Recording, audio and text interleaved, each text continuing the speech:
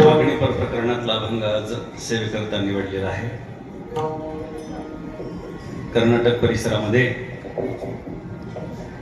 25 वर्षांपूर्वी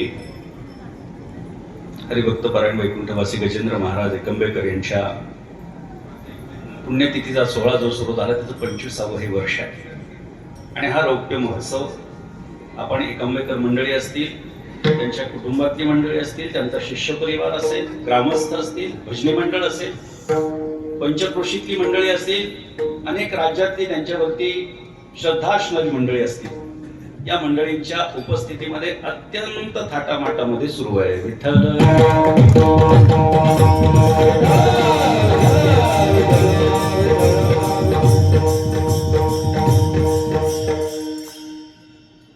माझ्यासारखे कीर्तनकार असतील तरच अशा राहण्यात जा.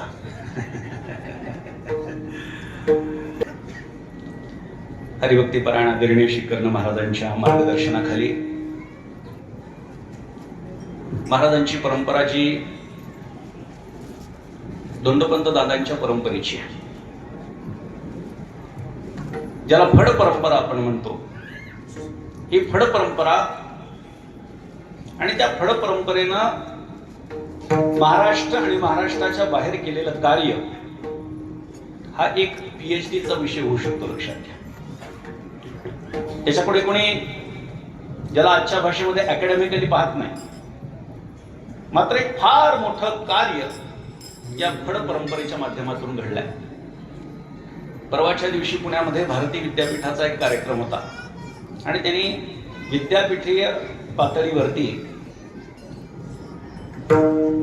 कीर्तनामध्ये BA अशा पद्धतीचा काही उपक्रम काही वर्षांपूर्वी सुरू केला आणि त्याचा एक उत्सव त्यांनी ठेवला होता. त्या भाषणामध्ये मी बोललो होतो की संतांच्या वंशजांनी फड परंपरेनं, गड परंपरेनं, संस्थेनं एक फार मोठं कार्य संतांच्या नंतर चालू ठेवलंय आणि त्याचा परिपाक म्हणून आज या बिदर जिल्ह्यामध्ये, कर्नाटकामध्ये एवढ्या मोठ्या संख्येनं या ठिकाणी टाळकरी उपलब्ध आहे. हे सांगण्याचं तात्पर्य असं आहे, महाराष्ट्रामध्ये सुद्धा एवढे टाळकरी सहसा कीर्तनाला उपलब्ध होत नाहीत, एवढे टाळकरी या ठिकाणी उपलब्ध आहेत. याचं कारण आहे, सांगली, सातारा, सोलापूर, कर्नाटक या प्रांतामध्ये फड परंपरेनं फार मोठं कार्य केलेलं आहे. आणि फडाची जी परंपरा असते त्या परंपरेचं वर्णन एकाच भाषेत करायचं झालं, देह जावो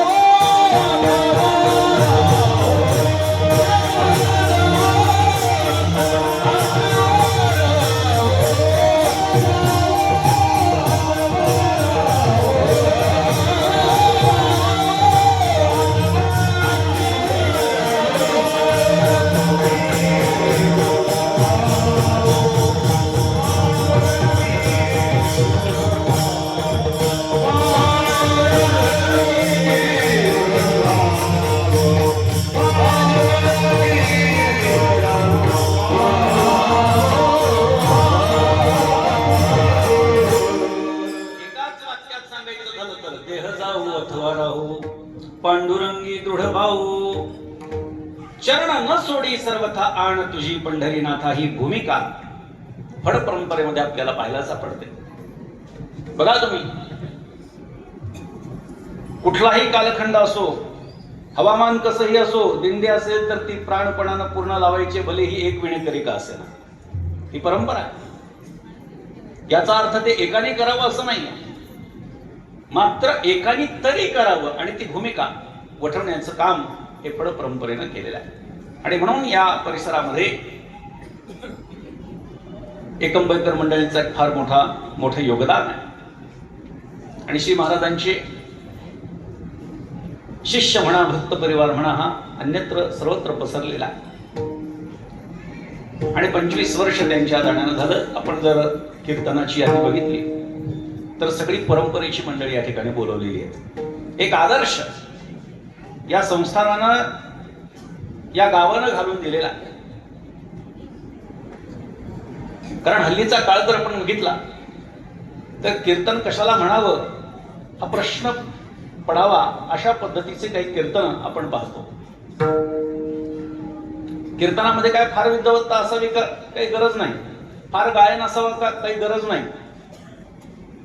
भक्ती ज्ञाना विरहित इतरा गोष्टी न कराव्या, प्रेम भरे वैराग्याच्या युक्ती विवराव्या, जेणेकरून अंतरी मूर्ती ठसावी, श्रीहरीची ऐसी कीर्तन मर्यादा आहे संतांच्या घरची. एकनाथ महाराजांनी आपल्याला कीर्तनाची मर्यादा घालून दिलेली आहे. मी नेहमी सांगतो की एकनाथ महाराज हे वारकरी संप्रदायाचे संविधान करते. वारकरी संप्रदाय पहिल्यापासून चालत आलेला आहे, मात्र त्याला एका शिस्तीमध्ये आणण्याचं काम एकनाथ महाराजांनी केलेलं आहे. मग कीर्तनाची परंपरा असेल किंवा वारकऱ्यांची परंपरा असेल, देवाच्या आवडीच्या निमित्तानं नाथ महाराजांनी वारकऱ्यांची परंपरा सांगितली आहे. आवडे देवासे तो एका प्रकार, नामाचा उच्चार रात्रंदिवस, तुळशीमाळ गळा, गोपीचंदन टिळा, हृदय कळवळा वैष्णवांचा, आषाढी कार्तिकी पंढरीची वारी, साधन निर्धारी अन नाही, एका जनार्दनी ऐसा ज्याचा नेम, तो देवा परमपूज्य जगी. हा नित्यनेम एकनाथ महाराजांनी वारकऱ्यांना घालून दिलेला आहे. तसा नित्यनेम कीर्तनकारांना घालून दिलाय की भक्ती आणि ज्ञानाच्या व्यतिरिक्त काही बोलायचं काम नाही.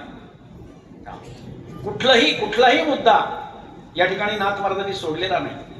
काही कीर्तन ही भक्ती प्रधान असतात, काही ज्ञान प्रधान असतात, काही गान प्रधान असतात, काही मनोरंजन प्रधान असतात. वेगवेगळ्या प्रकारची कीर्तन आपण पाहतो.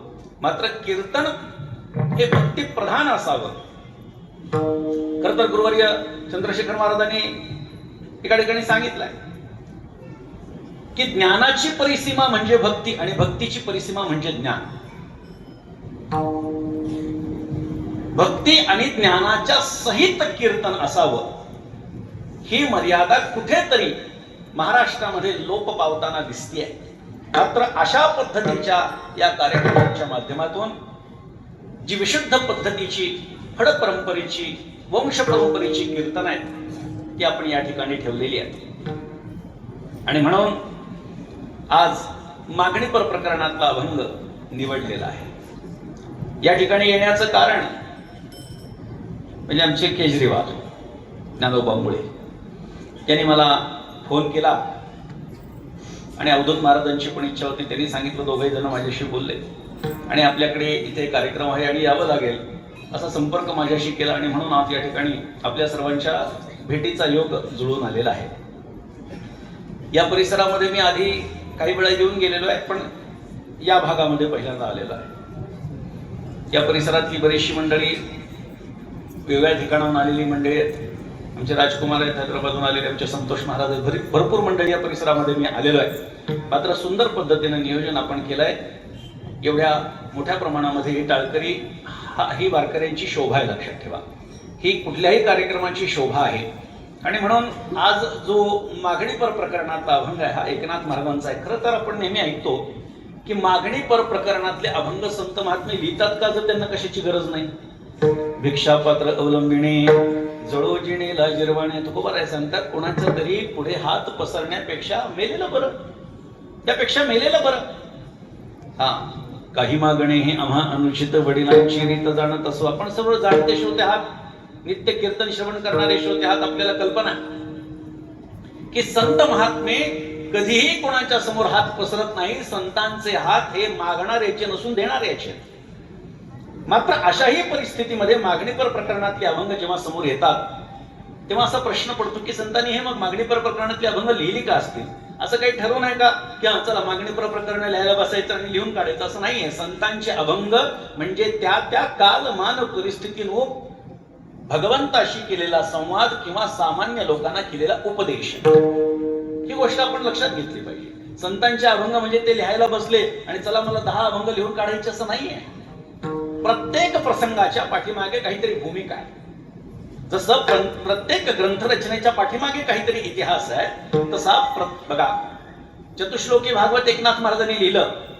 चंद्रभट नावाचा ब्राह्मण चतुश्लोकी भागवत सांगत होता आणि सद्गुरू जनार्दन स्वामींनी सांगितलं की तू पहिली टीका या 4 श्लोकांवरती कर आणि मग चतुश्लोकी भागवत आम्हाला मिळालं. लोकांनी सांगितलं की नाथ महाराज आता भगवंतानं जो उद्धवाला केलेला उपदेश आहे तो आम्हाला सांगा. आणि मग एकनाथ महाराजांनी श्रीमद भागवताच्या 11 स्कंधावरती एकनाथी भागवत नामक टीका लिहिली. तो प्रसंग आहे, त्याचा एक स्वतंत्र प्रसंग आहे. रामायण लिहिण्याचं, भावार्थ रामायण लिहिण्याचं कारण काय आहे? नाथ महाराजांनी प्रभू रामचंद्र नाथ महाराजांच्या जवळ आले, म्हणू लागले नाथ महाराज लिहा रामायण, लिहा रामायण. नाथ महाराजांनी भावार्थ रामायणाच्या 3ऱ्या अध्यायामध्ये वर्णन केलंय की मी झोपलो तरी देव बाजूला येऊन बसायचा आणि मला हलवायचा. काय झोपलात नाथ महाराज? लिहा माझं चरित्र, करा माझं रामायण.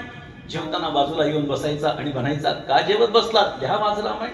आणि मग मी रामायणामध्ये प्रवृत्त झालो. म्हणजे काय? प्रत्येक ग्रंथाची आपली आपली भूमिका आहे. चांगदेव 65 ज्ञानोबारायांनी लिहिली. काय उगाच त्यांना वाटलं चांगदेव 65 लिहावी? नाही. चांगदेव महाराजांचा प्रसंग आपल्या सर्वांना माहिती आहे आणि त्या प्रसंगाला अनुसरून ज्ञानोबारायांनी चांगदेवांना केलेला उपदेश.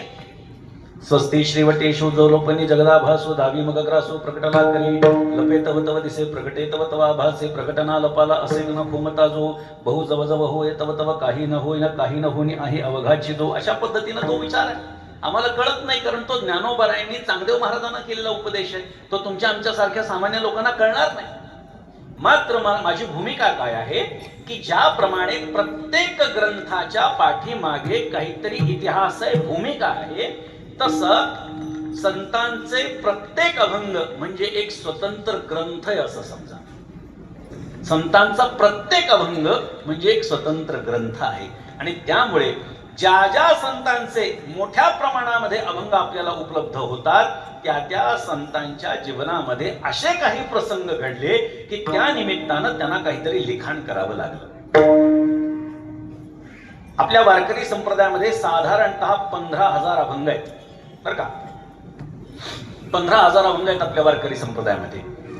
त्या 15,000 8,000 अभंग फक्त 2 संतांचे, आणि राहिलेल्या 8,000 7-8 हजारामध्ये बाकीचे सगळे संत आहेत.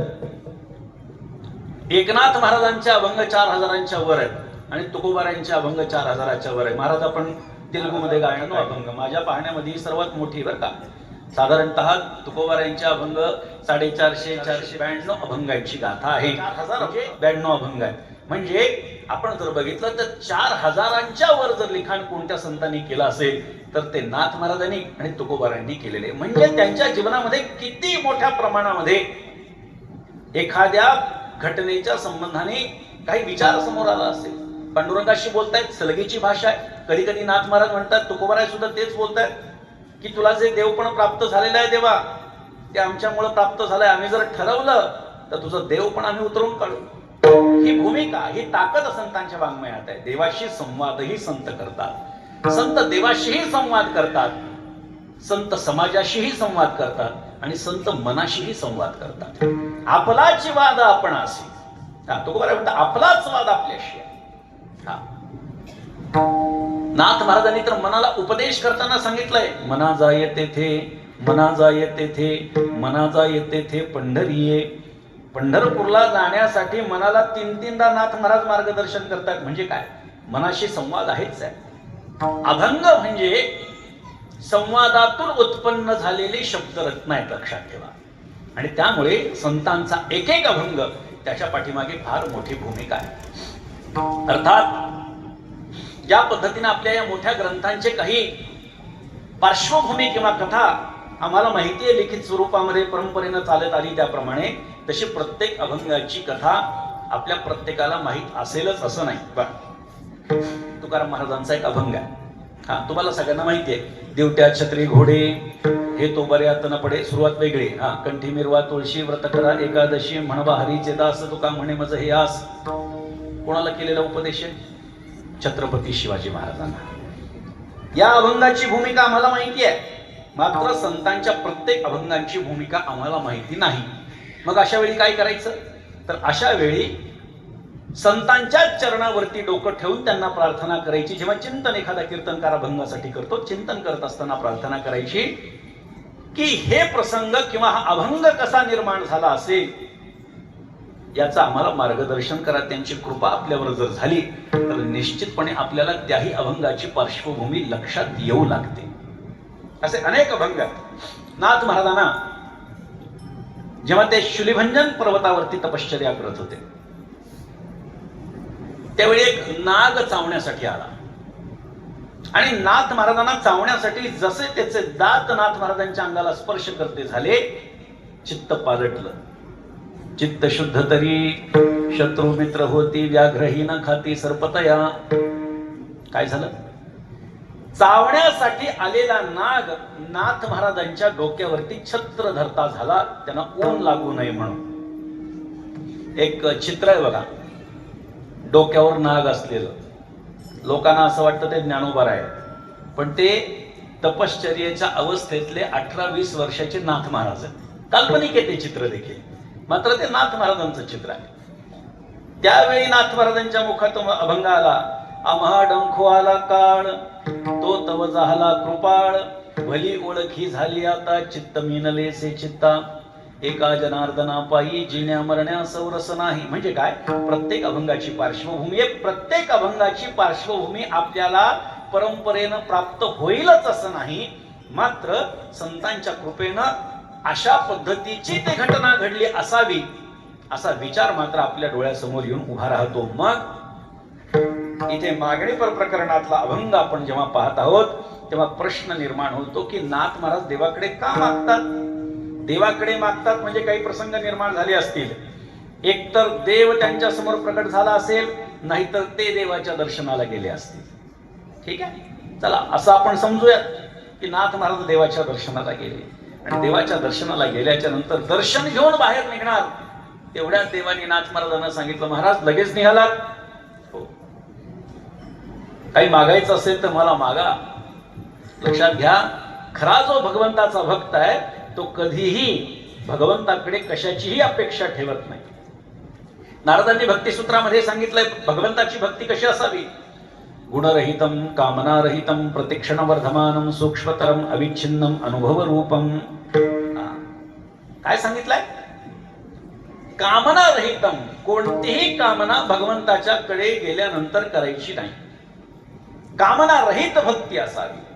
मग अशा पद्धतीची भक्ती ही नाथ महाराजांच्याकडे असल्यामुळे, खरे जे भक्त आहेत त्यांच्याकडे असल्यामुळे कोणतीही कामना संत महात्मे भगवंताकडे ठेवत नाहीत, कोणतीही अपेक्षा बाळगत नाहीत. आणि कोणतीही अपेक्षा नसल्यामुळे भगवंत त्यांना जे योग्य आहे ते देतो.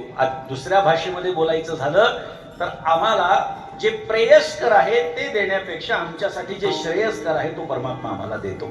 मात्र आम्हाला लक्षात येत नाही.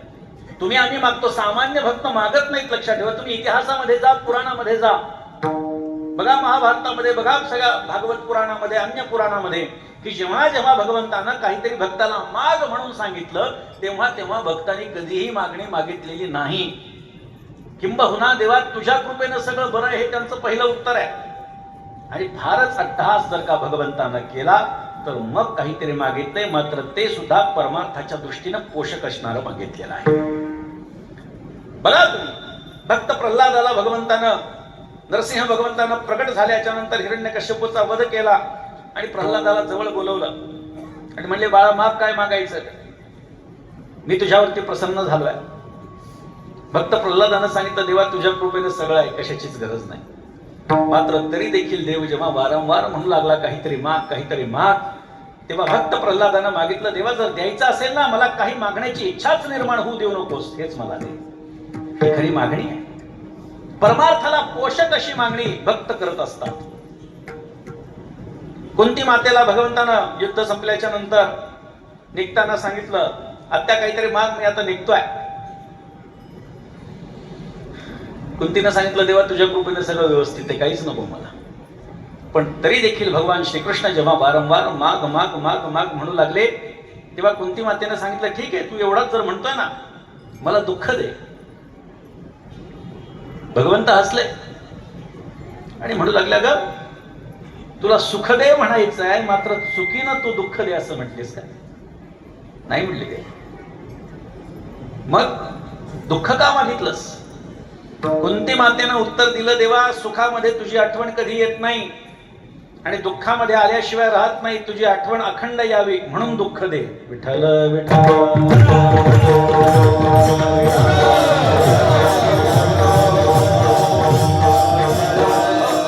म्हणजे असे अनेक उदाहरण आपल्याला पाहता येतील जे देवाचे भक्त आहेत. लक्षात घ्या, भक्तामध्ये सुद्धा भगवंतानं गीतेमध्ये प्रकार सांगितले, 3 प्रकारचे भक्त सांगितलेले आहेत. त्यापैकी काहीतरी प्राप्त करण्याची इच्छा असणारा जो आहे तो अर्थार्थी आहे, त्याला काहीतरी अपेक्षा आहे, तो खरा भक्त नाही आहे. खरा भक्त कोण आहे? ज्याला देवाकडून कशाचीच अपेक्षा नाहीये, तो भगवंताचा खरा भक्त आहे. असे अनेक उदाहरणं आपल्याला देता येते. व्यवहारामध्ये माणसाला जर देव प्रसन्न झाला तर माणूस काय मागेल सांगता येत नाही. किंबहुना सामान्य माणूस हा देवाचं काही मागण्यापेक्षा स्वतःच्या स्वार्थाचं मागण्यामध्ये प्रवृत्त होतो. त्याही पुढे जाऊन बोलायचं झालं तर देवाचं मागतो, देवाला मागत नाही. बरोबर? देवाला मागणं अपेक्षित आहे. देवाला मागितलं तर देवाचं आपोआप येत असतं. मात्र लोकांना देवाचं पाहिजे असतं म्हणून देव दूर जातो. लक्ष्मीच्या मागे जे जातात, लक्ष्मी त्यांच्याकडे ढुंकूनही पाहत नाही आणि जे लक्ष्मीकडे पाठ फिरवतात त्याच्याकडे आल्याशिवाय राहत नाही. म्हणजे वाढावे संतान,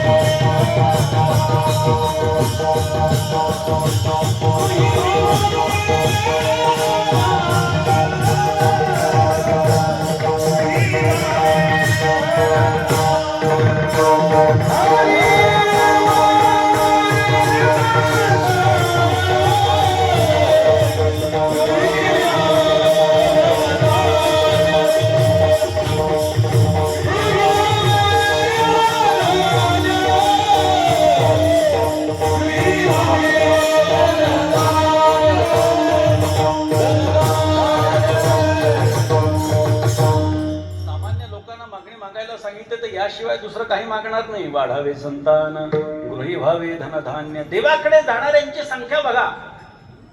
जे देवाकडे जातात त्यापैकी किती जण देवासाठी देवाकडे जातात मला सांगा. स्वतःसाठी जाणारे जास्त आहेत. मला काहीतरी प्राप्त व्हावं याच्यासाठी देवाकडे जाणारे लोक आहेत. महाराज, देव सुद्धा आता विषयवार वाटले गेलेत. देव सुद्धा विषयवार वाटले गेलेत.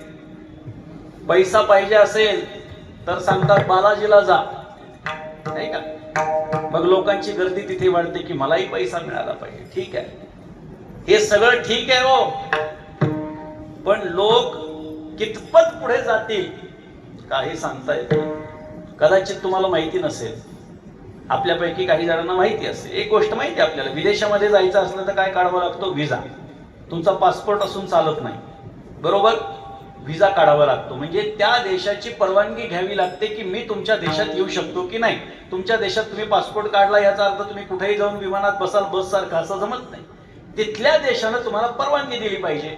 आणि मग त्यांचं काय असतं, बरेचसे निरीक्षण असतं, प्रश्नोत्तरी असते. मग त्याच्यात जर का तुम्ही पास झाले तर तुम्हाला व्हिसा देणार नाही तर देणार नाही, बरोबर आहे. ठीक आहे, हे का सांगतोय आपल्याला आश्चर्य वाटेल ऐकून.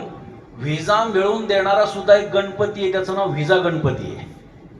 ज्याला व्हिसा पाहिजे असेल त्यांनी त्या गणपतीला जायचं म्हणे. कुठे कुठे नेऊन ठेवलाय आपण आपला परमार्थ. म्हणजे अपेक्षा काय असावी याला सुद्धा काही मर्यादा आहे. सांसारिक माणसाला सांसारिक गोष्टी प्राप्त व्हाव्यात याच्यासाठी तो त्याच्यामध्ये रत असतो. मात्र शहाणा माणूस त्याच्यात रममाण होत नाही. येही संस्पर्शजा भोगा दुःखयोनय एवते अत्यंतवंत कौंतेय न ते शुरमते बुधा. शहाणा माणूस अशा ठिकाणी रममाण होत नाही. परमार्थ करत असताना फक्त परमार्थ केला पाहिजे आणि संसारातली प्रत्येक क्रिया हा परमार्थ असला पाहिजे. ऐका, संत महात्म्यांचं जीवन बघा, एकनाथ महाराजांसारख्या संतांचं जीवन बघा. सामान्यपणे तुमच्या आमच्यासारखं जीवन आहे की आम्हाला परमार्थ पण करायचा आहे आणि संसार सोडवत नाही. संसारही करतोय आणि परमार्थही करायचा. तुमचं आमचं जीवन आहे, लक्षात ठेवा. कसं आचरण असावं एकनाथ महाराजांच्या जीवनाकडे बघा. उत्तम प्रतीचा प्रपंच आणि उत्तम प्रतीचा परमार्थ हा एकनाथ महाराजांच्या जीवनाकडे बघून आपल्याला पाहायला मिळतो. प्रपंच खणोने सांडावा मग परमार्थ मांडावा, हा संदेही न लगे करावा प्रपंचोची आघवा परमार्थ होय. नाथ महाराज म्हणतात, प्रपंच करत असताना परमार्थ बाजूला ठेवायचा नाही, परमार्थ करत असताना प्रपंच बाजूला ठेवायचा नाही. अंतःकरणाची वृत्ती जर का परमतत्वाच्या ठिकाणी स्थिर असेल तर तुमची प्रपंचातली प्रत्येक क्रिया परमार्थ होणार आहे. किती उच्च विचार आहेत, आपण कधी याचा विचार करत नाही. एखाद्या ओळीला आपण सहज वाचून जातो, मात्र त्याच्यात किती गहन अर्थ लपलेला आहे याच्यापर्यंत आमची दृष्टी पोचत नाही. आपल्या सद्गुरूंचं वर्णन करत असताना नाथ महाराज बोलतात, गृहाश्रमो संडिता कर्मरेखा नोलांडिता निज व्यापारी वर्तता बोधो सर्वथा न मिळे. आमच्या सगळ्या संतांचं जीवन तुम्ही पहा, काही ना काहीतरी उदरनिर्वाहाचं साधन आमच्या संतांनी केलेलं आहे. कोणी मडके घडवताय, कोणी शेती करताय, कोणी मांस विकताय, कोणी काय. आमच्या सगळ्या संतांनी काही ना काहीतरी कृती केलेली आहे. नुसतं तो परमात्मा मला देईल या अपेक्षेनं बसलेले नाहीत, ही गोष्ट आपण लक्षात घ्या. संत हे आचरणशील आहे. संत महात्म्यांनी असं सांगितलं नाही की वनामध्ये जा आणि तिथे परमात्म्याचं चिंतन करा, नामस्मरण करा. न लगती सायास जावे वनांतरा सुखे येतो घरा नारायण. वनामध्ये जाण्याची गरज नाही. आम्ही जी क्रिया करत आहोत ती क्रिया करत असतानाच देवाचं नामस्मरण करा. आमचा उद्योगधंदा असेल, आमची शेतीवाडी असेल, आमचं कॉलेज असेल, अजून काय उद्योगधंदा असेल, प्रत्येक क्रिया करत असताना भगवंताचं नामस्मरण आमच्या मुखातून आलं पाहिजे. हरी बोला देता, हरी बोला देता, हरी बोला देता, हरी बोला देता, हरी बोला देता, हरी बोला देता, हरी बोला देता, सता खेळता हरी बोला, हरी बोला,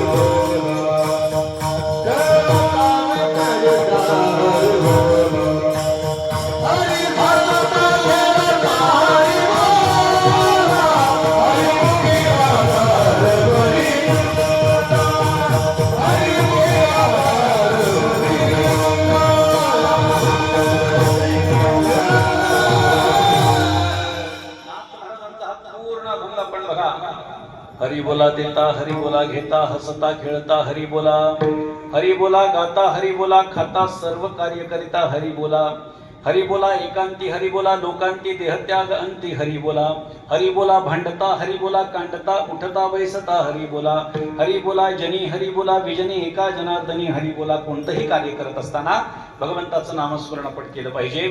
आणि म्हणून संत महात्मे जे आहेत त्यांची प्रत्येक क्रिया ही परमार्थपर असते. संत महात्मे देवाच्या समोर गेल्यानंतर सर्वप्रथम तर काही मागतच नाही, पण जर मागितलं तर परमार्थाच्या संबंधानं मागतात. आता सामान्य लोकांचं मागणं आपण बघितलं की ते संसाराशिवाय काही मागत नाही. सामान्य माणसं, आता सामान्य माणसामध्ये सुद्धा मी आपल्याला सांगितलं प्रकार भक्त आहेत, मात्र भक्त असून देखील काहीतरी सांसारिक अपेक्षा बाळगतात. एकाला प्रसन्न झाला, देव प्रसन्न झाला एका सामान्य माणसाला.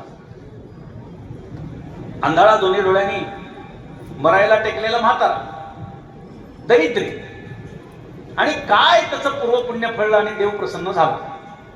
आणि देवाने सांगितलं माग, काय मागायचं, काय मागायचं ते माग, तुझं एक मागणं मी पूर्ण करेन. आता तुमच्या आमच्यासारखा सामान्य बुद्धीचा माणूस असला असता तर काय मागितलं असतं? कोणी म्हटलं असतं मला डोळे दे, बरोबर, एकच मागणं मागायचं. कोणी म्हटलं असतं देवा डोळे दे. आता मरायला टेकलेल्या म्हाताऱ्यानं आतापर्यंत जर जग बघितलं नाही तर मरता मरता कशाला असार गोष्टी बघून जायच्या, नाही का?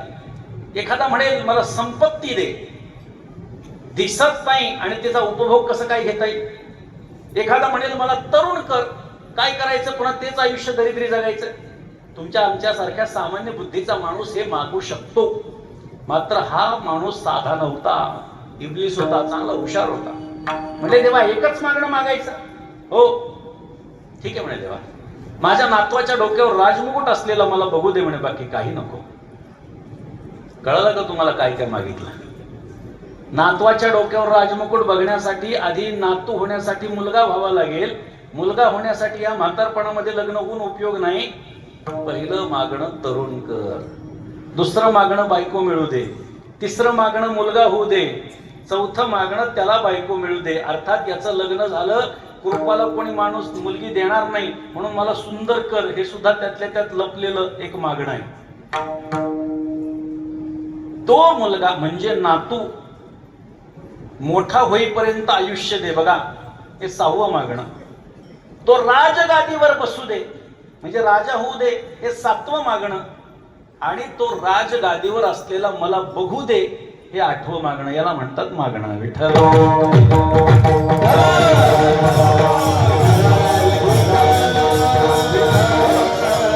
त्यामुळे मागणाऱ्याला सुद्धा अक्कल असावी लागते. लक्षात घ्या, कोणी कोणीही माग म्हटलं तर आपण कोणासमोर आहोत, कोण आपल्याला माग म्हणतं याच्यावर काय मागायचं हे ठरवायचं असतं. एका वेळेला राजा प्रसन्न झाला आणि राजानं सांगितलं काय मागायचं ते माग, मी तुला द्यायला तयार आहे. योगायोगानं त्याच्या हातात तंबाखू होती, म्हटला चुना मिळाला तर बरं होईल. राजा प्रसन्न झालाय. राजाला काय काहीही मागू शकतो, मात्र मागण्यासाठी सुद्धा अक्कल असावी लागते. इथे संत महात्मे देवाला तर काही स्वतःहून मागत नाही, मात्र देव जेव्हा म्हणतो तेव्हा मात्र त्यांचं पहिलं उत्तर असतं, देवा तुझ्या कृपेनं सगळं बरं आहे. मात्र तरी सुद्धा देव आग्रह करू लागले, नाही नाही नाथ महाराज काहीतरी मागा. नाथ महाराज मागण्यामध्ये प्रवृत्त झाले आणि त्यांनी मागणं मागितलं अभंगाच्या पहिल्या.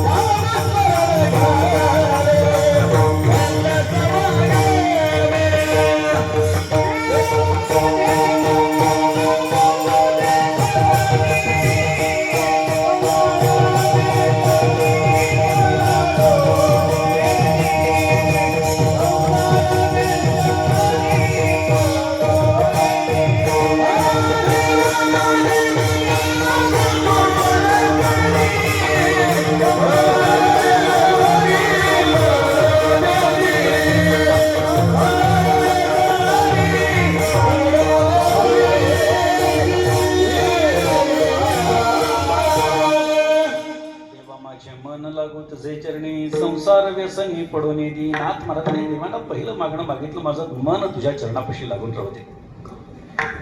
का नाथ महाराजांनी मनाचा विचार पहिले केला असेल याचं चिंतन करा. कारण मन हे चंचल आहे. गीतेमध्ये आपण ऐकलेलं आहे, अर्जुनानं देवाला सांगितलंय चंचलम हि मन कृष्ण प्रमाथि बलवदृढम. देवा मन फार चंचल आहे, बहुत चंचल चपल जाता येता न लगे वेळ. ते कधी जातं कधी येतं सांगता येत नाही, चंचल आहे, ते संशयात्मक आहे. अंतःकरणाचे दोन भाग आहेत, बुद्धी आणि मन. याच्यातली जी बुद्धी आहे ती निश्चयात्मिक आहे आणि संशयात्मक मन आहे. बघा, एखादी गोष्ट जर ठरवायची असेल तर बुद्धीची साथ आपल्याला गरज आहे, त्याची गरज आहे आपल्याला बुद्धीच्या साथीची. एखादा निर्णय आपण घेतो पण आपलं मन काय म्हणतं, बघ बर का तू निर्णय घेतोय, योग्य ठरला तर ठीक आहे, नाही तर तुझ्या अंगलट येईल. मला सांगायचंय काय, मन संशयात्मक आहे. मन हे कायम संशय निर्माण करतं, ते एका जागेवर स्थिर नसतं. मग कोणीतरी समजून सांगितलं की पुन्हा पटतं, मग पुन्हा निर्णय घ्यायला लागतो आणि पुन्हा मनात येतं. तो म्हणतो ते ठीक आहे, पण तरी तसं झालं तर, म्हणजे काय, संशय मनामध्ये निर्माण करण्याचं कार्य हे मन करत असतं. आणि परमार्थामध्ये मन अत्यंत महत्वाचं आहे. मन एव मनुष्याणाम कारणम बंध मोक्षयोः. मनाने ठरवलं तर ते बंधनात पडणार आहे आणि मनाने ठरवलं तर तो मोक्षाला जाणार आहे. त्यामुळे मनावरती सर्वात परमार्थ जो आहे तो अवलंबून आहे. त्यामुळे मनाचा विचार हा परमार्थामध्ये असावा. मी नेहमी सांगतो की परमार्थ करत असताना आपलं मन कुठे आहे हे अत्यंत महत्वाचं आहे. तुम्ही कीर्तनात बसलेला आहात, मात्र तुमचं मन जर का घरी असेल तर तुम्ही कीर्तनात बसूनही उपयोग नाही, कारण तुम्ही घरी आहात जर तुमचं मन घरी असेल. आपलं मन जिथे आहे तिथे आपण आहोत, आपण शरीरानं जिथे आहोत तिथे आपण नाही. कारण परमार्थातला जो सगळा व्यवहार आहे हा मनावरती चालतो. देवाचं भजन गळ्यात टाळ घेतला आणि मनामध्ये विषय चालू आहेत, उपयोग नाही. मन कुठे आहे? जर विषयामध्ये अडकलेले तर ते मन विषयात, ते भजनात नाही. म्हणून परमार्थामध्ये मनाला अत्यंत महत्व देण्यात आलेलं आहे. आपलं मन जिथे आहे तिथे आपण असतो, आपलं शरीर जिथे तिथे आपण नाही. मी नेहमी एक उदाहरण देतो.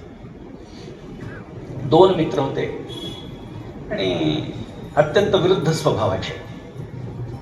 एक आपला वारकरी पक्का आणि दुसरा अगदी छंदीफंदी, त्याला वाटेल ते करायचं. तमाशाला जा, सिनेमाला जा, काय खायचं ते खायचं, काय प्यायचं ते प्यायचं, असा मनाला वाटेल तसा वागणारा उन्हाळा. त्या वारकरी मित्राला कायम असं वाटायचं की संगतीचा परिणाम माणसाच्या जीवनावर असं होतो असं म्हणतात, पण मी एवढा चांगला वागून सुद्धा माझ्या संगतीचा परिणाम याच्यावरती झाला नाही. याला आपण काहीतरी सुधारवलं पाहिजे. असाच काळ होता आषाढीचा आणि मित्राला म्हटलं, अरे पंढरपूरच्या वारीला चल यावर्षी माझ्या बरोबर, फार मजा असते तिथे.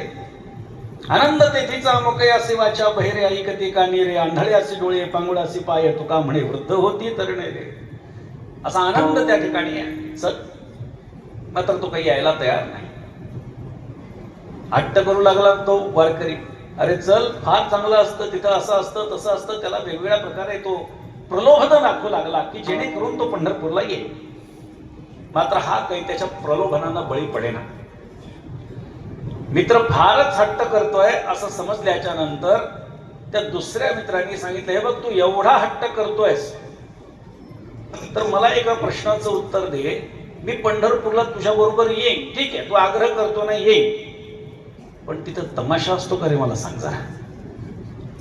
आता या बिचाऱ्याला काय माहिती तिथे तमाशा असतो नाही. बिचारा वारकरी पक्का, पण त्यांनी विचार केला, हो असं म्हटलं तर हा येण्याची शक्यता जास्त आहे. मग तिथं आल्यावर आपण त्याला बरोबर काय करायचं ते करायला लावू. तो म्हणला, हो हो हो, फार चांगले तमाशे असतात. वारकऱ्यांचे फळ एका बाजूला, तमाशाचे फळ एका बाजूला. वा, पण तुला सांगतो म्हणला, तिथं गेल्यानंतर पुन्हा म्हणायचं नाही की कीर्तनाला चल, प्रदक्षिणेला चल, दर्शनाला चल, ते चालणार नाही.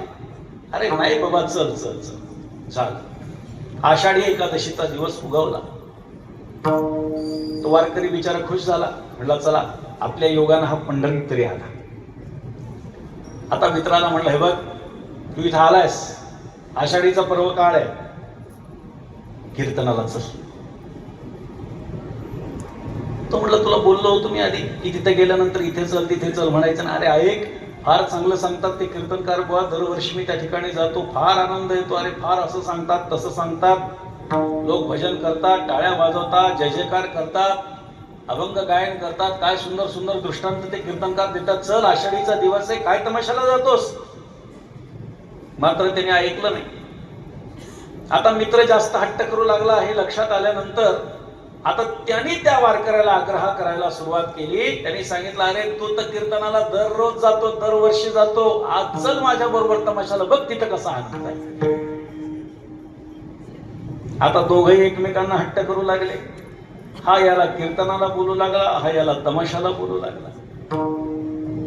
काय करावं? शेवटी असं ठरलं की ज्याला कीर्तन आवडतं त्यांनी कीर्तनाला जायचं, ज्याला तमाशा आवडतो त्यांनी तमाशाला जायचं. झालं, दोघ जण आपापल्या जागेवर गेले. इकडे कीर्तन सुरू झालं, इकडे तमाशा सुरू झाला. तमाशा सुरू झाला, मात्र तमाशा काही रंगला नाही, त्याला काही आवडेना. त्याचं लक्ष त्या नाचणाऱ्या स्त्रियांकडे होतं, मात्र मन त्याचं खात होतं आणि म्हणत होतं, अरे काय कर्मदरिद्री आहेस तू. त्याचं मन त्याला खात होतं. काय कर्मदरिद्री आहेस, आषाढी एकादशीच्या दिवशी पंढरपुरात येतोयस, आयुष्यात पहिल्यांदा आलास, आणि अशा पर्व काळामध्ये पांडुरंगाच्या दर्शनाला कीर्तन भजनाला जाण्याच्या ऐवजी तमाशाला गेला. अरे मित्र चांगला म्हणत होता कीर्तनांचं, गेलो असता तो काय फरक पडला असता अशा तासा तमाशा बघण्यापेक्षा. काय चालू असेल कीर्तनात, आता कीर्तनकार महाराज काय सांगत असतील, त्याला तिथे आनंद मिळत असेल. मी उगाच इथे आलो, कीर्तनाला गेलो असतो तर बरं झालं असतं, कीर्तनाला गेलो असतो तर बरं झालं असतं. मनामध्ये विचार का, कारण तमाशा रंगला नाही. इकडे तमाशा रंगला नाही, दुर्दैवानं यावर्षी तिकडे कीर्तनकार बुवांचं कीर्तन रंगलं नाही. हा विचार करू लागला, आज काही कीर्तन जमेना महाराजांना. दरवर्षी सारखं आज काही मजा येईना म्हणले योगायोगाने आपला मित्र आला होता, आज जर तमाशाला गेलो असतो तर बरं झालं असतं. दरवर्षी कीर्तन, आता त्याचं मन त्याला खाऊ सांगू लागलं, अरे दरवर्षी तो कीर्तनाला जातो, सारखं सारखं ते असतं, तो अभंग असतो, ते काही प्रमाण देतात, ठीक आहे, पण कधीतरी आपल्याला तमाशाही अनुभवायला मिळाला असता. मास्क लावून गेलो असता. आजकाल फार सोपं आहे, कुठेही जायचं तर मास्क लावलं तर काय ओळख लपवायचं काम आहे. गेलो असतो, काय चालू असेल बरं तिथे, त्या स्त्रिया कशा नाचत असतील, हा काय आनंद घेत असेल, याचं लक्ष कीर्तनकार बुवाच्या बोलण्याकडे नाही, त्याच्या देहाकडे. मात्र मन मात्र तिकडे विचार करू लागला, काय चालू असेल त्याच्या तमाशामध्ये, कसा तो आनंद घेत असेल आणि मी कसा इथे थांबलो. झालं, इकडचा तमाशा संपला, इकडचं कीर्तन संपलं, दोघ जण एकत्र आले आणि आल्याच्या नंतर चर्चा सुरू झाली, कसं काय. हे बोलता बोलता, आता आषाढीचा काळ म्हणजे पावसाळ्याचे दिवस, वीज कडाडली, दोघांच्या अंगावर पडली, दोघही मेले. झालं, चित्रगुप्ताच्या समोर येऊन उभे राहिले. चित्रगुप्ताने कागद काढले दोघांचे, सगळा हिशोब काढला आणि सांगितलं, तमाशाला कोण गेलाय स्वर्गात, कीर्तनाला कोण गेलाय नरकात. माझं चुकलं नाही, त्यांनी तसं वाचलं. तो कीर्तनाला जाणारा म्हटलं, थांबा थांबा थांबा, काय म्हणाला, तमाशाला गेलाय तो स्वर्गात आणि कीर्तनाला गेलाय तो नरकात. चुकतंय म्हणले महाराज तुमचं, मी कीर्तनाला गेलो म्हणजे मी स्वर्गात आणि हा तमाशाला गेला म्हणजे हा नरकात, असं पाहिजे म्हटले. चित्रगुप्ताने एकाच वाक्यात विषय संपून टाकला. त्याने सांगितलं, आमच्याकडचा हिशोब तुम्ही शरीरानं कुठे आहात याच्यावर नसतो, तुम्ही मनानं कुठे आहात त्याच्यावर असतो. विठ्ठल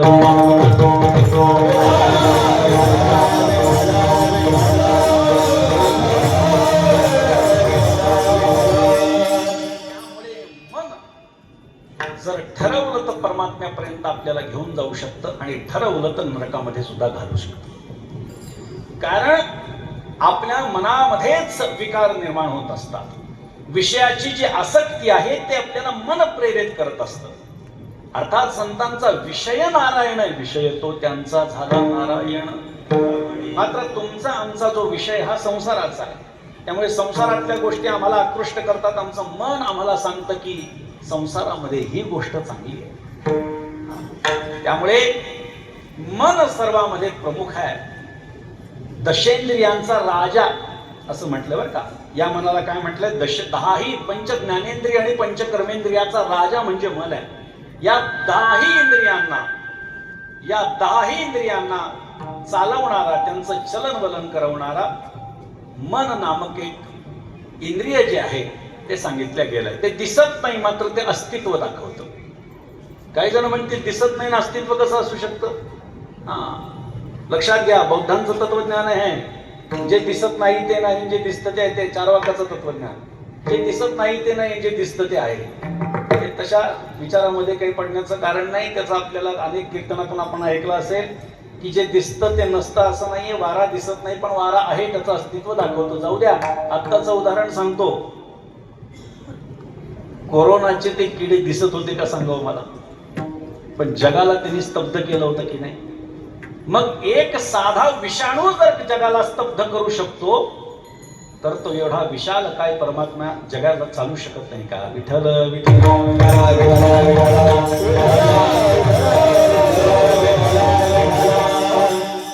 त्यामुळे तो विश्वालाच पोषितो जगासी एकलाची, किंवा एकला तो जगाला पोषणारा तो परमात्मा आहे.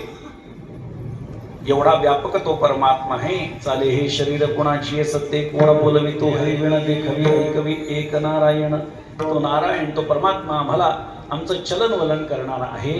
म्हणून तो परमात्मा सर्वश्रेष्ठ आहे, त्याची प्राप्ती व्हावी ही प्रत्येक भक्ताची आस असावी बरं का. इति कर्तव्यता हीच दासा लागी, सेवावाहा जगी पांडुरंग. जो भगवंताचा दास स्वतःला म्हणून घेतोय त्याची इति कर्तव्यता काय आहे तर पांडुरंगाची उपासना करणं, याच्याशिवाय दुसरं काहीच नाही. आणि हे सगळं आमच्याकडनं क्रिया परमार्थाची घडती आहे, मात्र आमचं मन त्या क्रियेमध्ये नसेल तर आपण आत्ताच बघितलं की आपण ती क्रिया करत नाहीत. म्हणून आमचं मन जिथे आहे तिथे आम्ही खरे आहोत, आमचं शरीर जिथे आहे तिथे आम्ही नाहीत. म्हणून नाथ महाराजांनी या मनाला समोर ठेवून भगवंताकडे पहिली मागणी केली, देवा माझे मन लागो तुझे चरणी. आता मुद्दा असा आहे, या मागणीपर कीर्तनामध्ये साधारणतः कीर्तनकार एक त्रिपुटी आपल्या समोर मांडत असतात. कोण मागतोय, कोणाला मागतोय आणि काय मागतोय. इथे मागणारे एकनाथ महाराज आहेत, मागणारे अभंगनाथ महाराजांचा असल्यामुळे मागणारे एकनाथ महाराज आहेत. एकनाथ महाराजांना मागण्याची गरज आहे का?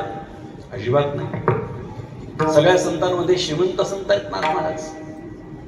आपल्या सर्वांना माहिती असेल कदाचित, वारकरी संप्रदायामध्ये आजपर्यंत जेवढे संत होऊन गेले त्यातले सर्वात श्रीमंत संत म्हणून ज्यांच्याकडे बघितल्या गेलं ते शांतीब्रह्म एकनाथ महाराज आहेत. हजारो एकरचे मालक एक. त्यांची व्यावहारिक श्रीमंती सांगण्याचं काहीच कारण नाही. आजही आपण पैठणला आल्यानंतर त्यांची व्यावहारिक श्रीमंती आपल्याला पाहायला मिळेल. आपल्या वारकरी संप्रदायामध्ये मंदिराचं प्रांगण सर्वात मोठं जर का कोणाचं असेल तर ते नाथ महाराजांच्या समाधीचं आहे. सगळं ऐश्वर्य, मला जास्त त्याच्यामध्ये पडायचं नाही. अहो, ज्या सुखाकारणे देव वेडावला, वैकुंठ सांडोनी संत सदनी राहिला. धन्य धन्य ते संतांचे सदन, जेथे लक्ष्मी सहित शोभे नारायण. परमात्मा 36 वर्ष एकनाथ महाराजांच्याकडे राबतो, ही साधी गोष्ट नाहीये. लक्षात घ्या, जिथे लक्ष्मी असते तिथे नारायण असतोच असं नाही, मात्र जिथे नारायण असतो तिथे लक्ष्मीला यावंच लागतं. परमात्मा पांडुरंग नाथ महाराजांच्याकडे 36 वर्ष आला, राबू लागला. त्याच्या पाठोपाठ लक्ष्मी मातेला यावंच लागलं. त्यामुळे नाथ महाराजांची श्रीमंती जर, ऐहिक श्रीमंती जर आपण बघितली तर ती कोणाच्याही पेक्षा जास्त आहे. त्यामुळे त्यांना मागण्याचं काही कारण नाही. कोणाला देणाऱ्याचे हात, मी नेहमी सांगतो, किती उदाहरण आपण द्यायचे की नाथ महाराजांचे हात देणाऱ्याचे. ज्याला ज्याची गरज पडली त्याला दिलं. जे जया पाहिजे ते आहे रे, अशी अवस्था. एका जनार्दनी मांडिले दुकान, देतो मोलाविण सर्व वस्तू. अशा पद्धतीची अवस्था नाथ महाराजांची आहे. त्यामुळे कोणीही मागायला यावं आणि नाथ महाराजांनी त्यांना ते द्यावं. एका आपल्या मुलाची मुंज करायची होती. एक बाहेर गावचा ब्राह्मण होता आणि त्यांच्या मुलाची मुंज करायची होती. आला पैठणमध्ये. आता पैठण हे बाजारपेठेचं गाव. पैठणला आमच्या कुचरोटा नावाचा एक कोटा आहे. कुचरोटा आपल्याला शब्दावरून कळालं असेल. कुचर लोकांच्या बसण्याची जागा. प्रत्येक गावात असे कुचरोटे असतात. एक कोटा असतो, त्याच्यावरती लोक, ते चहावाला टपरीवाला तिथं असतो. तिथं आपले चहा 2 रुपयाच्या त्या कपामध्ये चहा पीत जगाचं राजकारण तिथं चालतं. यांनी असं करायला पाहिजे, त्यांनी तसं करायला नाही पाहिजे, ते चालतं सगळं त्याच्यावर. तसं आमच्याकडे कुचरोटा. येणाऱ्या जाणाऱ्याबद्दल बोलत राहायचं. तो ब्राह्मणाला, त्याला असं वाटलं यांना विचारावं, जरा चांगली माणसं दिसत आहेत. म्हटला माझ्या मुलाची मुंज आहे आणि मला 250 रुपये लागतात. म्हणले जर आपण मला ते दिले तर बरं होईल, यथावकाश मी आपल्याला परत करेन. ते सगळे जर म्हणले ठीक आहे, हे घे म्हणले 250 रुपये. घेऊ लागला. थांब म्हणले, एक अट आहे आमची. आमच्या पैठणमध्ये एकनाथ नावाचा एक भोंदू साधू राहतो. तो स्वतःला विनाकारण शांती सागर समजतो. त्याला राग आणायचा आणि 250 रुपये घेऊन जायचे. आता तो बाहेर गावचा ब्राह्मण, त्याला काही माहिती नाही नाथ महाराजांच्या बद्दल. म्हटला माणसाला राग आणायचा आणि 250. हो म्हणले, वापस द्यायची गरज नाही. खुश झाला. कुठे राहतो तो माणूस? नाथ महाराजांच्या वाड्याकडे हात केला. तो बाहेर गावचा ब्राह्मण नाथ महाराज देवघरामध्ये देवांची पूजा करत असताना सरळ आला चपलेसहित आणि नाथ महाराजांच्या मांडीवर जाऊन बसला. आता हातात सोळवळ किती चालतं, 400 वर्षांपूर्वी काय असेल. नाथ महाराज सोहळ्यात पांडुरंगाची पूजा करतायत आणि तो ब्राह्मण चपलेसह नाथ महाराजांच्या देवघरात जातो, त्यांच्या मांडीवर बसतो. काय वाटलं असं, पण नाथ महाराज आहेत, लक्षात ठेवा. ते नाथ महाराज म्हणले, वा वा वा वा ब्राह्मण, वा, या तुमचं स्वागत आहे, तुम्ही पैठणमध्ये नवीन दिसता, वा वा, किती तुमचं माझ्यावर प्रेम, चप्पल सुद्धा काढायची विसरलात, वा. तो म्हणला, अरे या माणसाला रागच नाही आला, चपले सहित मांडीवर जाऊन बसलो देवघरात, तरी काय करावं जेणेकरून याला राग येईल. नाथ महाराज म्हणले, माझी पूजा आटोपतो, जेवण करून मग आपण बोलू. झालं, पंगत वाढली. आता नाथ महाराजांचं घर, बरेचसे लोक पंक्तीला. आणि मी नेहमी एक विषय या निमित्ताने सांगतो की जेव्हा एखाद्याच्या घरात पंगत असते तर बऱ्यापैकी जेव्हा पुरुषांची पंगत असते तेव्हा पुरुष वाढतात, बरं का. बऱ्याच ठिकाणी आपण पाहतो स्त्रिया तिथे समोर येत नाही, ठीक आहे, त्यांची काही घराची परंपरा असेल. पण एक शिष्ट परंपरा अशी चालत आलेली आहे, जेव्हा घरामध्ये पंगत चालते, बाकीचं सगळं कुळ बाकीच्या नाव वाढू द्या, किमान तूप वाढण्यासाठी तरी घरातली एक स्त्री त्यातल्या त्यात करती स्त्रीनं यावं, तर तो त्या आलेल्या लोकांचा सन्मान आहे, नाही तर अपमान आहे, लक्षात ठेवा. आता सगळं वाढणारे नाथ महाराजांचा शिष्य परिवार, अजून काय काय सेवक वगैरे जे सगळे असतील त्यांनी पंक्ती वाढल्या आणि नाथ महाराजांची पत्नी आईसाहेब गिरजाबाई तूप वाढण्यासाठी बाहेर आले. हा ब्राह्मण विचार करत होता, काय करावं जेणेकरून या माणसाला राग येईल. त्याला कल्पना नव्हती नाथ महाराजांचा अधिकार किती मोठा आहे. आईसाहेब गिरजाबाई जेव्हा तूप वाढण्यासाठी खाली वाकल्या, तो ब्राह्मण उठला आणि आईसाहेबांच्या पाठीवर जाऊन बसला. आता मला सांगा, आपल्या गिरजाबाईच्या पाठीवर जर एखादा ब्राह्मण किंवा कोणी येऊन बसलं तर काय करू आपण. पण नाथ महाराज आहेत ते, त्यांनी सांगितलं नाथ गिरजाबाईंना, गिरजाबाई आवरा.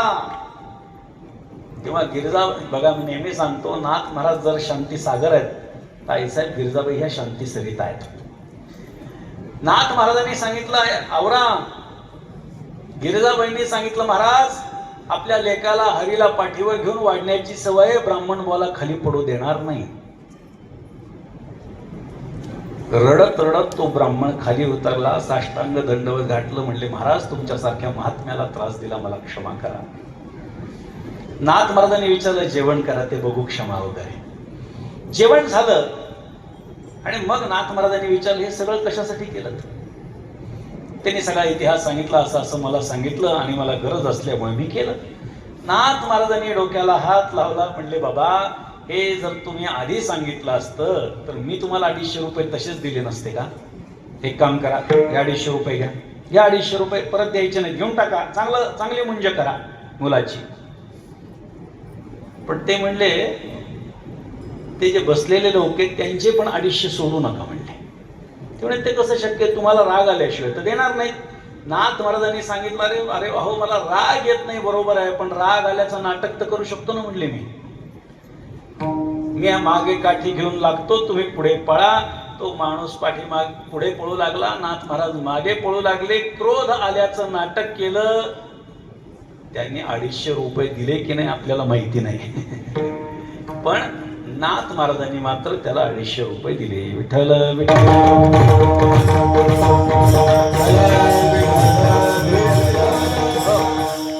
मला सांगायचं काय, नाथ महाराजांचे हात हे मागणाऱ्याचे नाही तर देणाऱ्याचे आहे.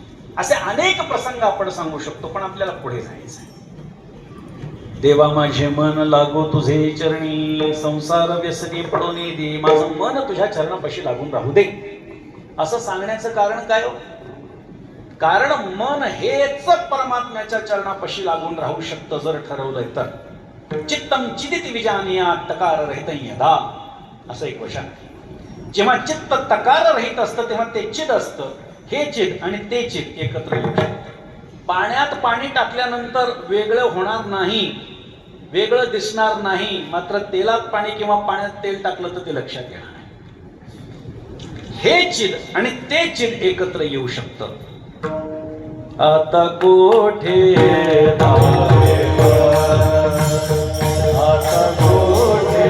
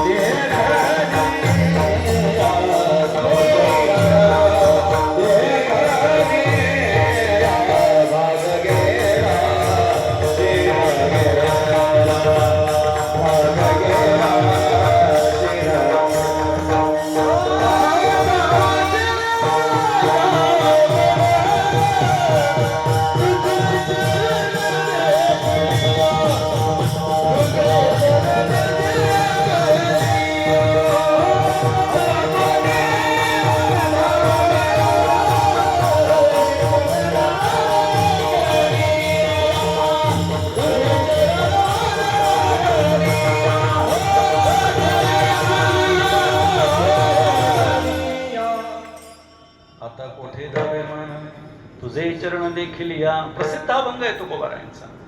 भगवंताचे चरण बघितल्याच्या नंतर भगवंतालाच प्रश्न तुकोबाराय करतायत, आता मन कुठे धावणार आहे देवा तुझे चरण बघितल्याच्या नंतर. म्हणजे भगवंताच्या चरणावरती चित्त स्थिर झाल्याच्या नंतर परत माघारी घेत नाही अशी अवस्था त्याची होऊन जाते. हरीचे जाणणे हरीच झाले या भावनेप्रमाणे ते चित्त आणि हे चित्त एक झालं. चित्त आणि चरण परमात्म्याचे असणारे चित्त एकत्र होऊ शकतात. म्हणून सर्वप्रथम मागणं काय आहे? देवा माझे मन लागो तुझे चरणी. आता मुद्दा असा आहे, इथे नाथ महाराजांनी विठ्ठला माझे मन, पांडुरंगा माझे मन तुझ्या चरणापाशी लागून राहू दे असं लिहिलेलं नाही. मग कसं काय तुम्ही म्हणता की देवाला पांडुरंगाला नाथ महाराज म्हणतात की देवा माझे मन लागो तुझे चरणी?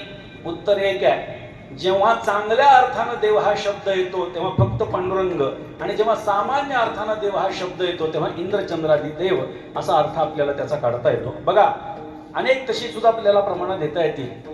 इतर देवतांचे श्रीकृष्णाची या सौंदर्या पुढे लक्ष्मी भुलकी झाली वेडी, मदन पोटा आले बा पुढे तेथे कुणीकडे इंद्रचंद्र, हीच भूमिका इथे आहे. इंद्रचंद्राधिक देव जेव्हा असतील किंवा देवचरिते उठे सुख दुःख साधू निर्दोष सुख दाते. नाथ महाराज भागवतामध्ये म्हणतात देवांच्या चरित्रामध्ये सुख दुःख उत्पन्न होऊ शकतं, मात्र साधू हे निर्दोषपणे सुख देणारे आहेत. आता या ठिकाणी जे देवचरित्र आहे ते देवचरित्र म्हणजे इंद्रचंद्राधिक देवांचा विचार आपल्याला करता येतो. म्हणून जेव्हा चांगल्या अर्थानं देव हा शब्द असतो तेव्हा पांडुरंग परमात्मा विठ्ठल, आणि जेव्हा सामान्य अर्थानं असतो तेव्हा शेंद्री हेंद्री देवताधिकांचा विचार आपण करू शकतो. जे झालेले देव आहेत त्यांचा विचार आपण करू शकतो. असलेल्या देवाचा विचार हा फक्त चांगल्या अर्थानंच घ्यायचा. पांडुरंग परमात्मा हा असणारा देव आहे, आणि त्यामुळे देवा माझे मन लागो तुझे चरणी असं जेव्हा नाथ महाराज म्हणतात तेव्हा पांडुरंग परमात्म्यालाच ही प्रार्थना करतात हे आपल्याला लक्षात घ्यावं लागेल. संसार व्यसनी पडून दे, संसाराच्या व्यसनामध्ये मला पडू देऊ नकोस. आता इथे नाथ महाराज संसाराला काय म्हणतात? व्यसन म्हणतात.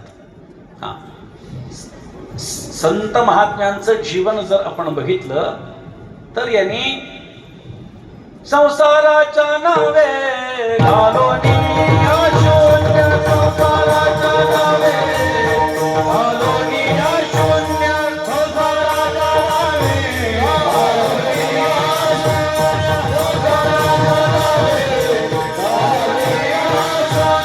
संसाराच्या नावे घालोनी शून्य, संसाराच्या नावे घालोनी शून्य.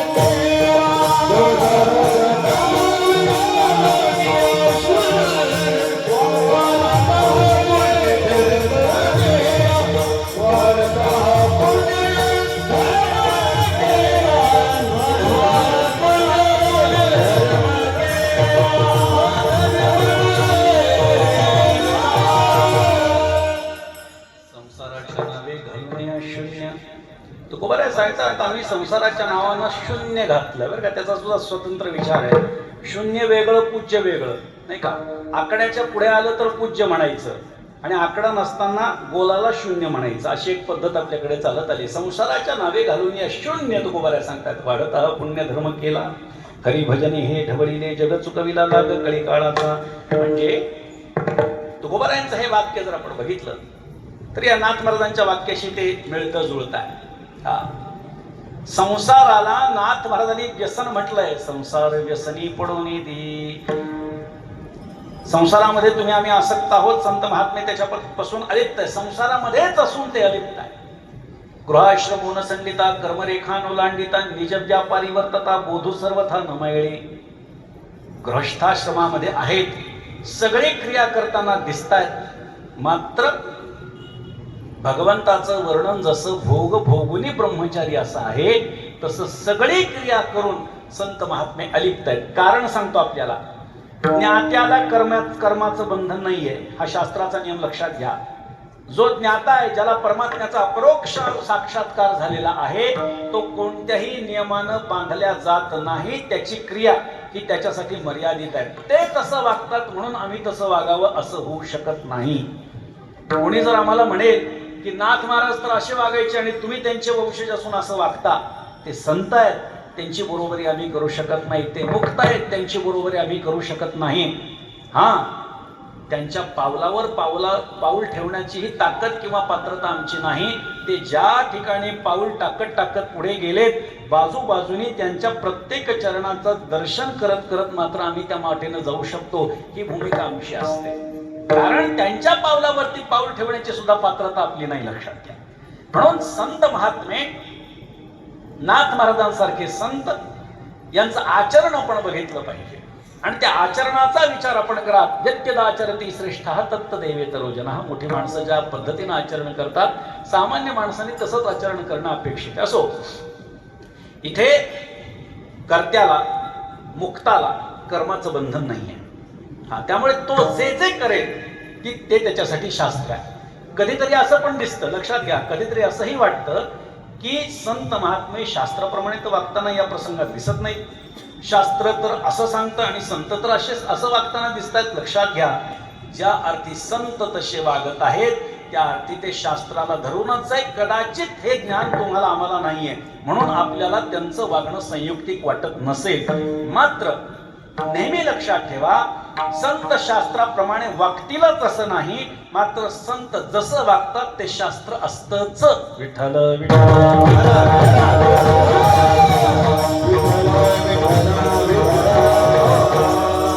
महाराज म्हणतात, संसार व्यसनी पडू नये. संसाराच्या व्यसनामध्ये देवा तू आम्हाला पडू देऊ नकोस. आणखी काय? अभंगाचं दुसरं चरण.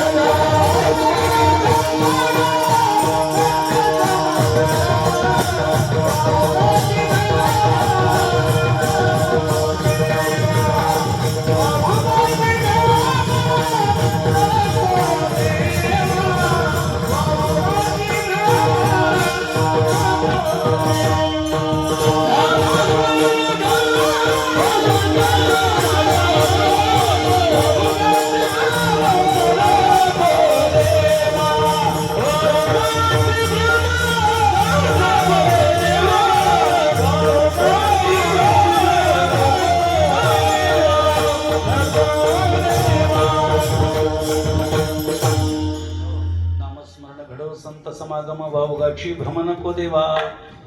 कोणत्याही प्रकारचा भ्रम देवा माझ्या मनामध्ये असू देऊ नकोस. आता भ्रम कोणता आहे तर या देहाला मी समजणे याच्यापेक्षा दुसरा कुठला भ्रम नाही. भ्रमधरीस या देहाचा विठ्ठल म्हणे का रेवाच्या पडून जाईल कलेवर विठ्ठल उच्चारी पासार. ज्ञानोबारे म्हणतात या देहाचा भ्रम धरू नकोस. या देहाला मी, तुम्ही कोण आहेत म्हटल्यानंतर मी अमुक आहे असं आपण आपल्या देहावरती हात ठेवून म्हणतो. याच्यापेक्षा दुसरा भ्रमच नाहीये. वेदांत आपल्याला हेच सांगतात आणि संत वाङ्मय सुद्धा आम्हाला हेच सांगतात की देहाला मी समजणं याच्यासारखं दुसरं अज्ञान कुठलं नाही. म्हणून बाबुगा भ्रम असू देऊ नकोस. म्हणजे हे संसाराच्याच संबंधानं नाथ महाराज म्हणतात की या संसाराला सत्य मला मानायला न लावू नकोस. हा मिथ्या आहे.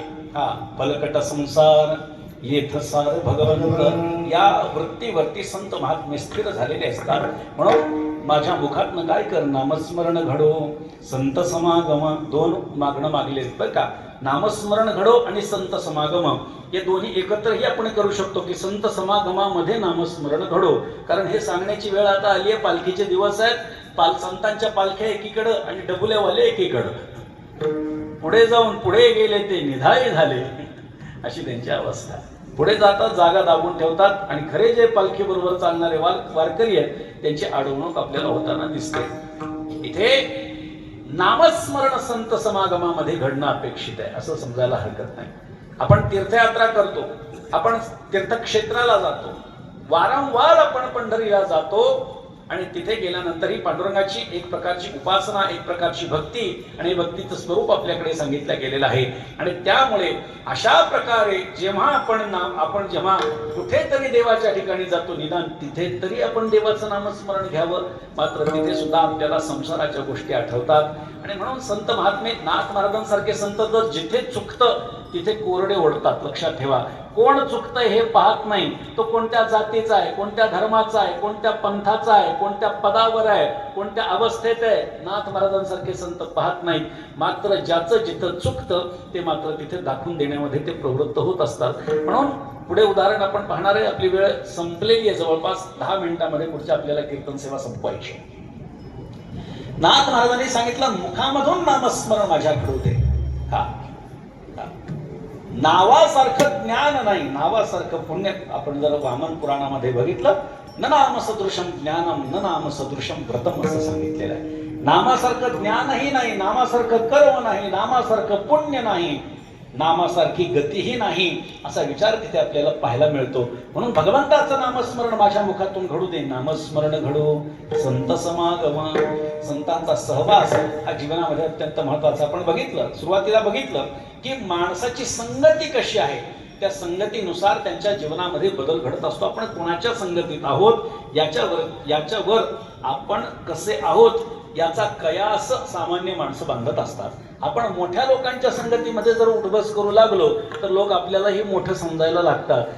अगदी काय ज्याला म्हणतात छपरी लोकांच्या बरोबर राहू लागलो तर आपल्याला लोक तसं समजत असतात. म्हणून आपण आपलं एक ज्याला आजच्या भाषेमध्ये आपण स्टेटस म्हणतो नाही का, त्या स्टेटससाठी प्रत्येक जण काय असतो झगडतोय. सध्या मी कोणीतरी आहे हे दाखवण्यासाठी प्रयत्न करतोय. त्यांच्यासाठी एकच उपाय, हा खरं कीर्तनाचा विषय नाही, व्यवहाराचा विषय, पण तरी जाता जाता सांगतो. आपण जशा लोकांमध्ये असतो लोक आपल्याला तसं समजत असतात. आपल्याला लोकांनी कसं समजावं हे जर आपल्याला विचारात घ्यायचं असेल तर आपल्याला जसं आहे, जसं आपण आहोत हे दाखवायचं असतं अशा लोकांच्या सहवासामध्ये जावं. विठ्ठल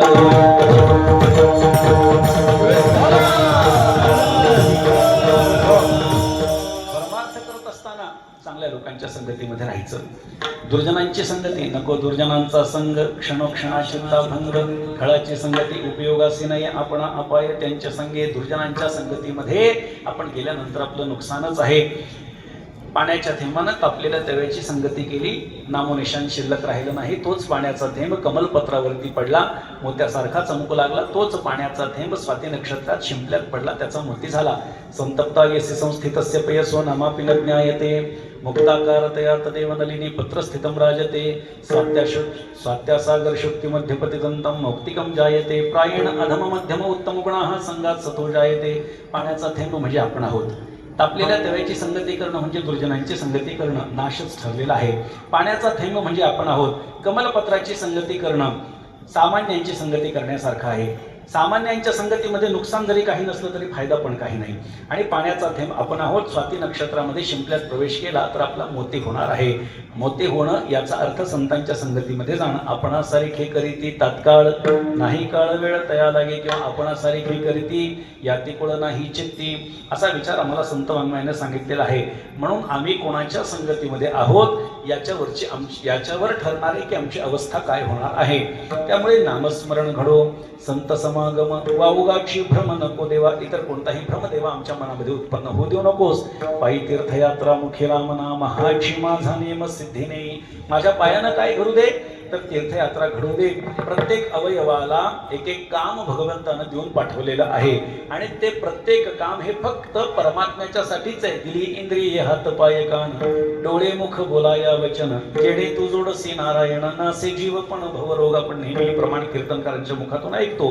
प्रत्येक अवयव जो आहे हा अवयव ज्याला आपण आजच्या भाषेमध्ये वेल डिझाईन करून परमात्म्यानं आपल्याला पाठवलेला आहे. ते कार्य करण्यासाठीच हा अवयव दिलेला आहे. डोळे तुम्ही घ्या रे पहा विठोबाचं मुख बघण्यासाठी भगवंतानं आम्हाला डोळे दिलेले आहेत. चरण धर्मपंथे चालावे, धर्मपंथाचं अनुगमन करण्याच्यासाठी भगवंतानं आम्हाला पाय दिलेले आहेत. हात कशासाठी दिले आहेत? दान धर्म करण्यासाठी, भगवंताची पूजा करण्यासाठी दिलेले आहेत. मात्र त्या गोष्टींचा वापर त्या गोष्टीसाठी झाला नाही, उपयोग नाही.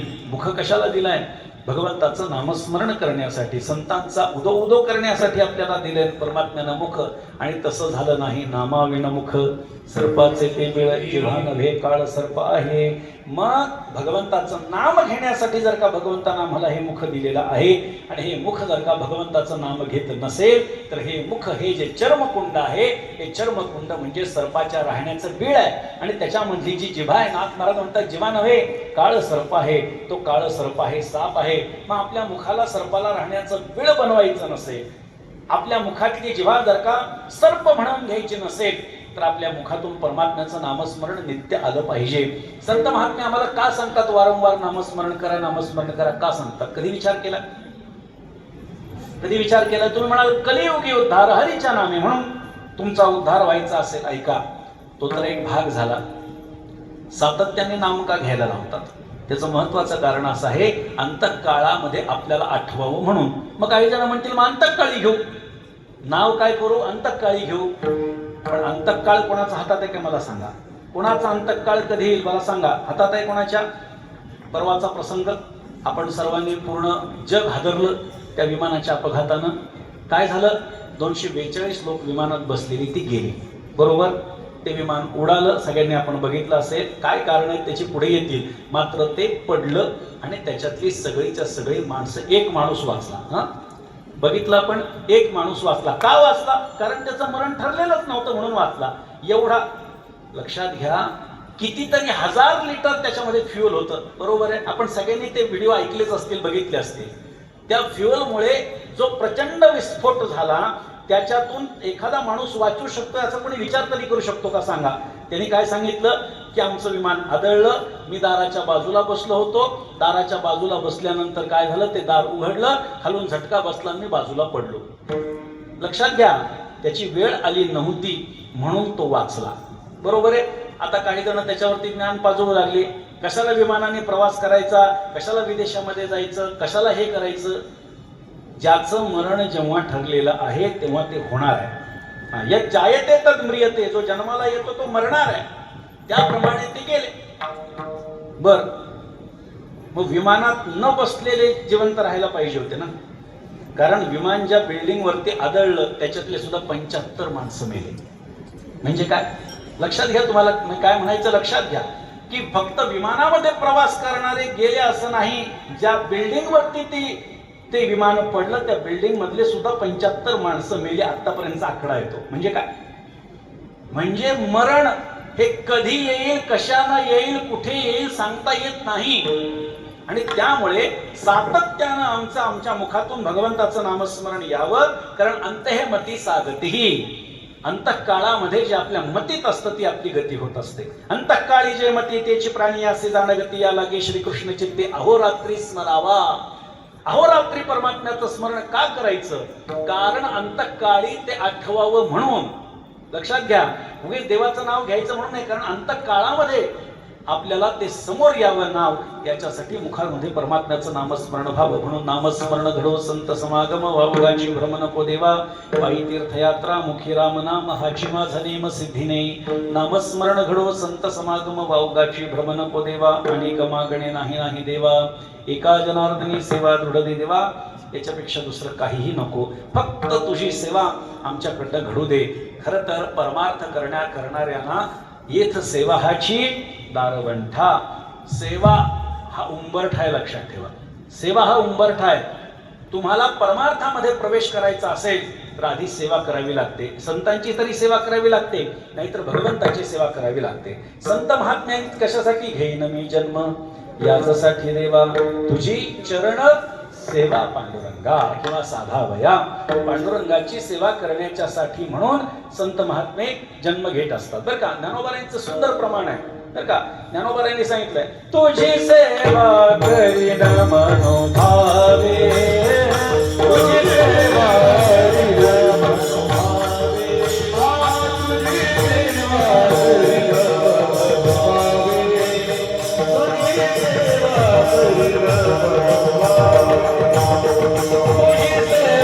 करीन मनोभावे,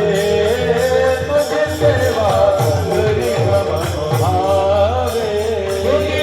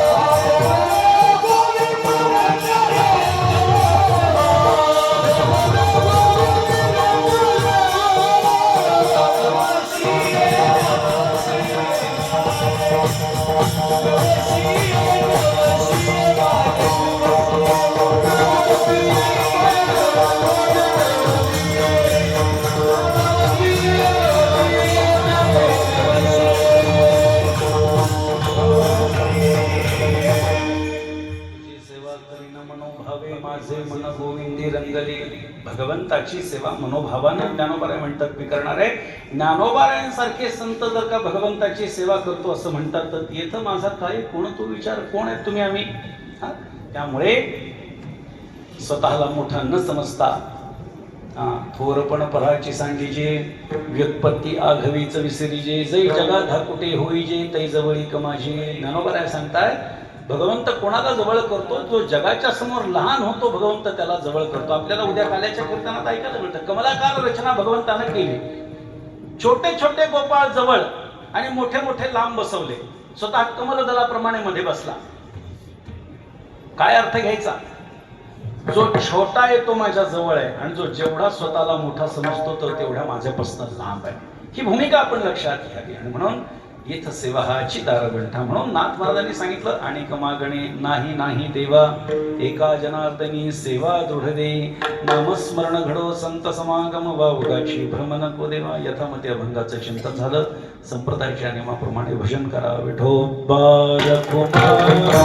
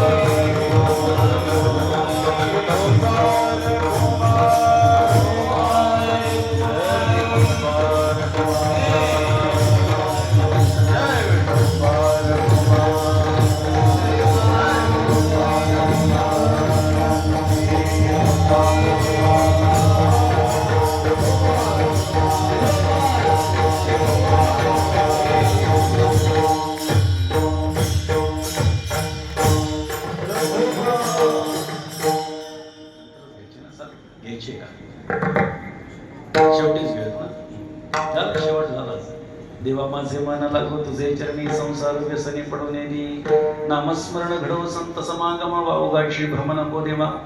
शांतीप्रभू एकनाथ महाराजांचा अभंग सेवेकरता निवडलेला होता. वैकुंठवासी हरिभक्तीपरायण गजेंद्र महाराज एकांबेकर यांच्या 25व्या पुण्यस्मरणाच्या निमित्तानं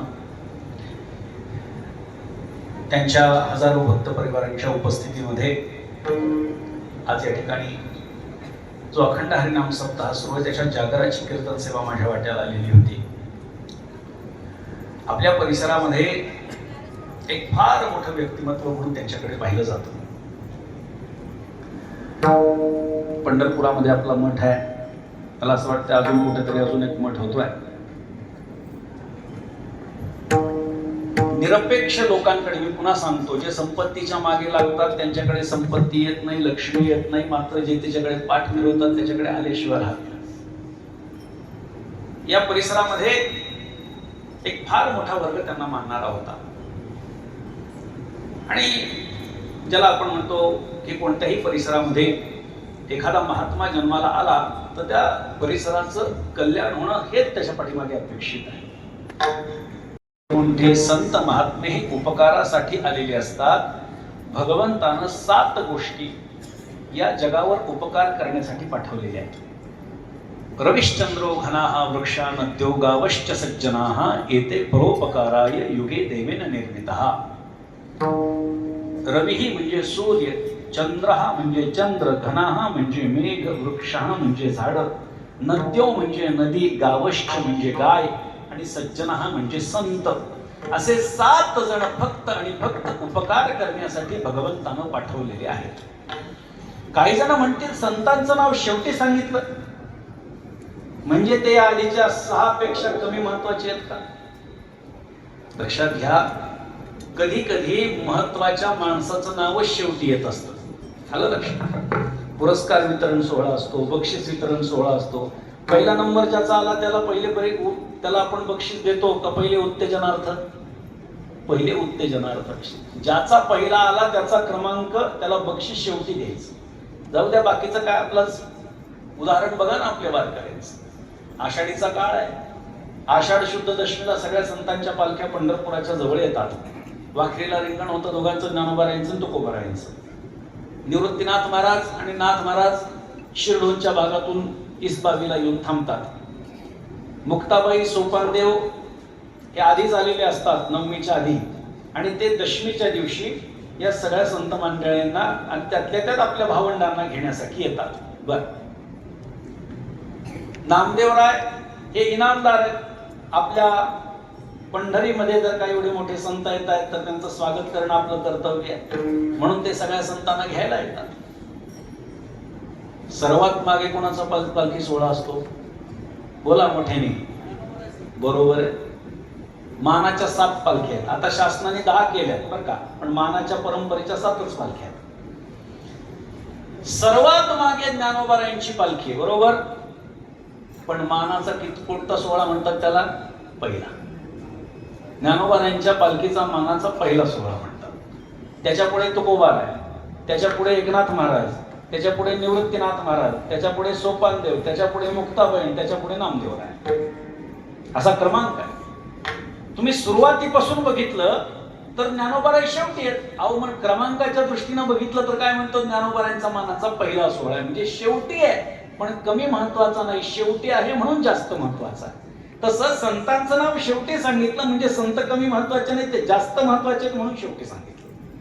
म्हणून असे महात्मे या परिसरामध्ये गजेंद्र महाराजांच्या रूपानं आले आणि या परिसरात एक शिस्त आणि एक वळण लावलं. कारण समाजाला शिस्त लावल्याशिवाय लागत नसते. लक्षात घ्या, काही ठिकाणी खूप लोक येतात, मोठे मोठे कार्यक्रम असतात, पण शिस्तच नसते. कीर्तनकार आल्यानंतर लोक जमा व्हायला लागतात, रिकाम्या मंडपात कीर्तनकाराला यावं लागतं, आणि मग हळूहळू हळूहळू लोकांना माहितीये लोकांची भाषा काय, ते सुरुवातीचा अर्धा 1 तास म्हणजे आवच चालतं म्हणले, ते झाल्यावर जाऊ जेव्हा कीर्तनकार बोलायला उभं राहते तेव्हा. पण ही शिस्त आहे. कीर्तनकार येण्याच्या आधी श्रोत्यांनी येऊन थांबणं. बरे टाळकरी या ठिकाणी, मृदंगाचार्य, ही सगळी चांगल्या पद्धतीनं सगळे तयार आहेत आणि एक फड परंपरेचे पायकत्व असल्याचा त्यांना अभिमान ही महत्वाची गोष्ट. याचा धरीनं अभिमान करीनं आपुले जतन. आणि हा अभिमान जो आहे, परंपरेचा अभिमान, हा फड परंपरेचा अभिमान हा आपल्याकडे निश्चितपणे असणं अपेक्षित आहे. सगळे संत या फड परंपरेच्या संबंधानं काही ना काहीतरी कार्य करत आलेले आहेत. मात्र हल्लीच्या काळामध्ये गजेंद्र महाराजांसारखे महापुरुष या परिसरामध्ये उत्पन्न झाले आणि या परिसराला एक नवीन पारमार्थिक दृष्ट्या चकाकी प्राप्त झालेली आहे. आणि त्यामुळे असे महात्मे जरी आपल्या देहामध्ये इथे आपल्या बरोबर नसतील तरी ते मात्र सूक्ष्म रूपानं आपल्याला आशीर्वाद देण्यासाठी त्यांच्या समाधी स्थानामध्ये आहेतच. ही गोष्ट आपण लक्षात घ्या. त्यामुळे त्यांच्या या समाधी सोहळ्याच्या निमित्तानं, पुण्यस्मरणाच्या निमित्तानं आज 7व्या दिवसाची कीर्तन सेवा माझ्या वाट्याला आली. यथामती अभंगाचं चिंतन झालेली सेवा शांतीब्रह्म श्रीमंत श्री एकनाथ महाराजांच्या चरणी आणि तुम्हा सर्व सज्जन वृंदांच्या चरणी समर्पित करतो आणि माझ्या वाणीला पूर्णविराम